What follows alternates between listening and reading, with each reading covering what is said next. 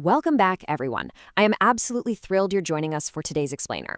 Today, we're exploring a fascinating and incredibly deep topic, understanding human cognition, motivation, and behavior, but looking at it purely through the lens of biblical texts and theological source material.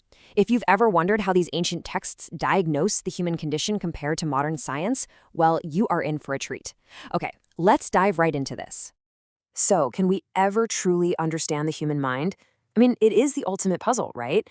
The source materials we're digging into today actually frame human motives as a profound mystery. In fact, they argue that looking at human behavior without a specific divine framework is kind of like looking at a blurry slide under a microscope. You see the surface, what one author calls the milk of human kindness, but the true deep motives remain completely hidden from us. According to these texts, decoding the mind actually requires a divine lens. Here's our roadmap for today. We'll be looking at humans as active interpreters, the anatomy of the mind, the blindness of sin, secular versus biblical psychology, and finally, renewing the human mind. All right, let's jump right into section 1, humans as active interpreters. Author Paul David Tripp lays down this really fundamental premise. Humans are never just passive observers. We actually don't live life based on the bare facts of our existence. Instead, we live according to our interpretation of those facts. It's like we're constantly actively interpreting everything around us. This thinking directly conditions our emotions, our identity, how we react to the world. It's the difference between seeing a rainy day as totally ruined plans or, hey, a cozy afternoon inside. To really bring this home, Tripp shares this incredibly relatable anecdote about his 3-year-old son, Ethan.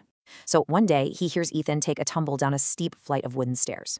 Tripp rushes over, and obviously the first step is just assessing the bare facts, right? Like physical harm. Is Ethan hurt? But almost instantly, the human mind does something else.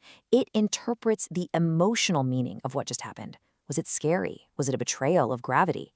Tripp points out that literally from the time we're kids, we instinctively interpret events, and we desperately need an accurate framework to make sense of the world around us. Moving on to section 2, anatomy of the mind. Okay, so an absolutely crucial point here is understanding what the biblical texts actually mean when they use the word heart. In Hebrew, it's leb, in Greek, kardia. Now, modern society, we usually define the heart as just the seat of romance or, raw emotion. But the sources point out that, biblically speaking, the heart is the governing disposition of the entire individual. It's this comprehensive term for the inner person. It wraps up your intellect, your will, and your inborn conscience all into one. It is literally the core operational center of a human being.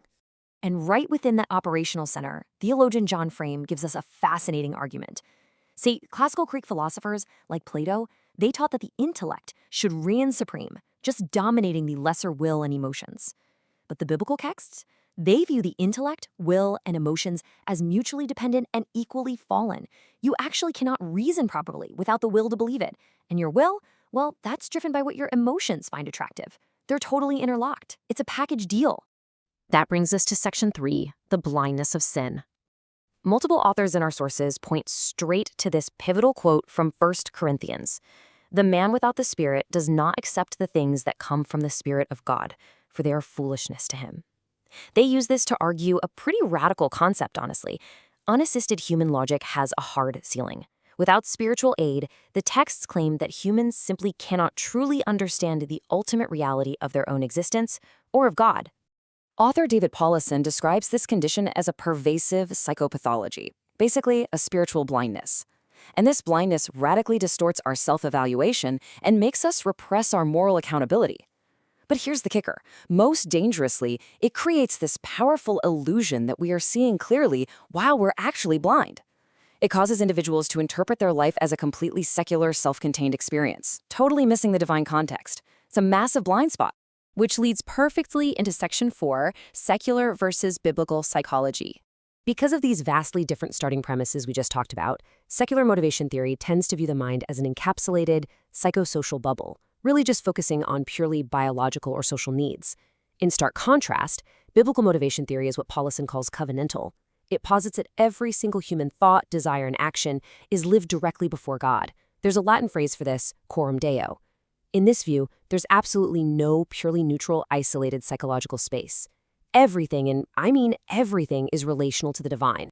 Now, what you really should take away from this is that this difference in theory creates a massive ongoing academic and practical debate. On one side of the aisle, you've got integrationists who firmly believe empirical psychology and faith can and honestly should be woven together. But on the other side, you have advocates for the strict sufficiency of biblical counseling. They argue that secular psychology is built on a fundamentally flawed, godless premise. So the tension between these two camps about how to best deliver actual soul care is incredibly deep and definitely ongoing. Finally, let's look at Section 5, Renewing the Human Mind. So, the big question, how do these sources propose we actually achieve renewal? Well, they outline 4 really practical steps for counselors. Step 1, patiently enter the individual's world to gather data and build a relationship. Step 2, identify their functional theology. And by that, I mean uncovering the plausible lies they actually live by day to day, regardless of what they claim to believe on paper. Step 3, put on what theologian John Calvin famously called the spectacles of Scripture, viewing that exact problem through a biblical lens. And step 4, actively guide the person to systematically put on the renewed mind of Christ. It's all about translating that really deep, abstract theology into highly practical soul care. We have covered some immense ground today, from humans as active interpreters to the anatomy of the will, the big debate with secular psychology, and those practical steps to renewing the mind. So I want to leave you with this provocative thought to ponder. When you react to a situation today, what framework are you actually using to interpret your own reality? Are you really aware of the lens through which you view the world? Thank you so much for joining me on this explainer. Keep questioning, keep learning, and I will see you next time.